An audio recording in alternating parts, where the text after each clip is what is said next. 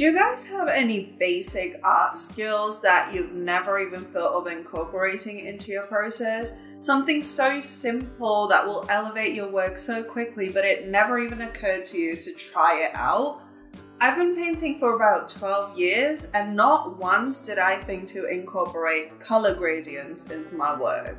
I'm talking about hue gradients, the kind that creates color shifts across your painting. Not once did it occur to me that I could actually use that in my coloring process until I came across this reel by Loris, aka Art by Loris on Instagram, and just look at how they use color in their painting process.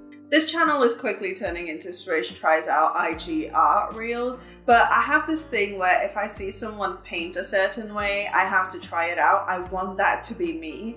And since you're here watching this happen in real time, you are all now enablers. I have, of course, linked the original by Loris down in the description. Make sure you go show them some love. And if you enjoy this video and learned something today, remember to like, comment, and subscribe. Come say hi on IG, you know the drill. But yeah, let's try a new coloring technique.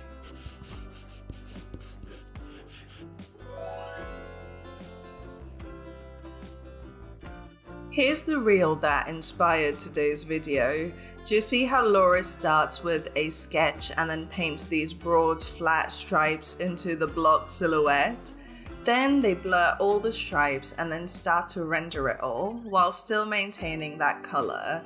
It's basically like a colorful underpainting which then gets incorporated into the finished piece.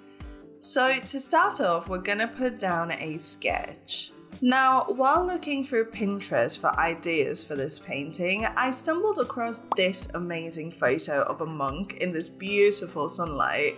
However, the only way to do justice to it would be to do a proper photo study. But then again, a direct photo study just wouldn't work with the topic of today's video. So instead, we're gonna work on a painting that was inspired by the photo. Starting off with a sketch, this was another one I started in the sketchbook and imported and refined digitally. I struggled with the pose a little because I wasn't sure what to do with his arms here. I ended up settling for a hand holding an incense burner thing. Maybe he's cleansing the space because he senses evil in the air. Then I lowered the opacity and did an even cleaner sketch, just sorting out some details. I also figured the smoke would create a nice flowing element that drives the composition up and down. So with the sketch in place, let's now do the actually fun bits.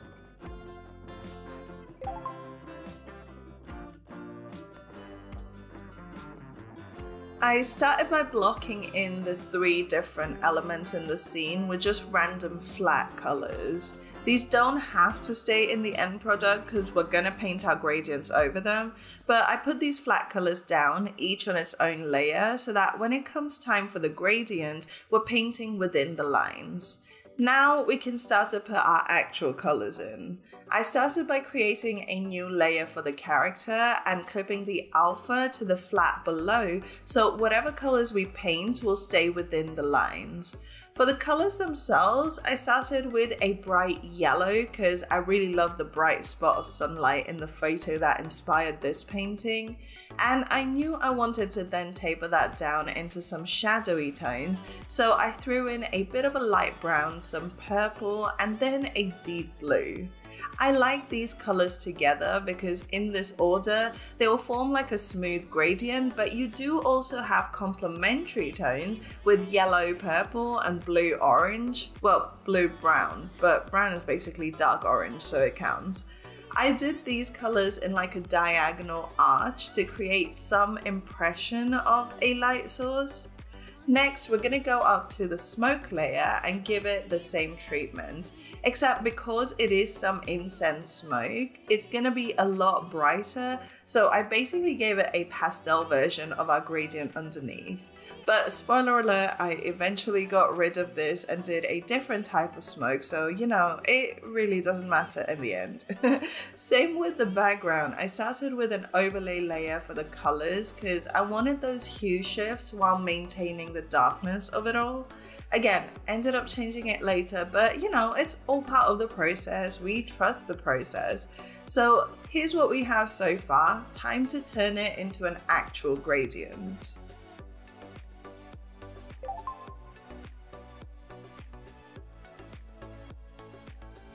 This is where the magic happens. And by magic, I mean the Gaussian blur filter. One by one, we go into each layer and start to blur the colors together. Thankfully, the colors didn't get all muddy on me today. That rust tone between the yellow and purple is doing a lot of the heavy lifting here.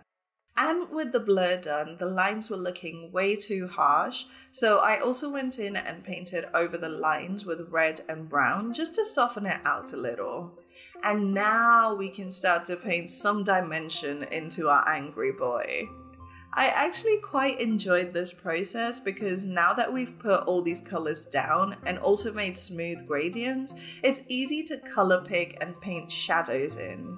For the vast majority of this rendering, I just used a basic hard round brush with pressure opacity dynamics and also a little bit of my favorite textured blender from my extended brush kit. I love it because the texture helps the blend look way less muddy and way less formless.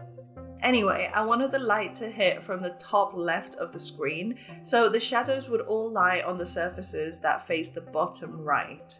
I also gave him bright turquoise glowing eyes and have just now realized that he is basically Aang in the Avatar state. Funny. Anyway, the bit I struggled with was the shawl around his shoulders. I wasn't sure what colors to go with, though I did want to try and incorporate Loris's idea of using a separate color palette for a contrasting element. But I think the reason why this was extra difficult was because I already did complementary tones within the first gradient. If we'd kept that one fairly analogous, we could do a complementary palette for the shawl, I reckon. But as I always say, you live and you learn. I did a couple of different palette iterations for the shawl, and as you can clearly tell, I ended up just back to red like there is in the inspo pic. So that was just a futile waste of all of our mortal lifespans. I am so sorry. But what I do enjoy, however, is how nice that gold looks in the incense diffuser thing.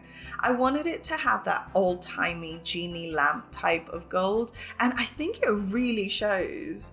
I had the same issue with the beaded necklace as I did with the shawl, wanting to contrast the colors but not being able to make it work. So for these, I just settled for like a black. All in all, however, I really love how the gradient creates this like directional movement across the character's body. It's like leading lines that are almost overlooked, but the color gradients kind of keep you oscillating back and forth across the piece. Just really cool. After a little more detailing, more lighting, drama, and of course some floating specs, here is the final piece, Cautious.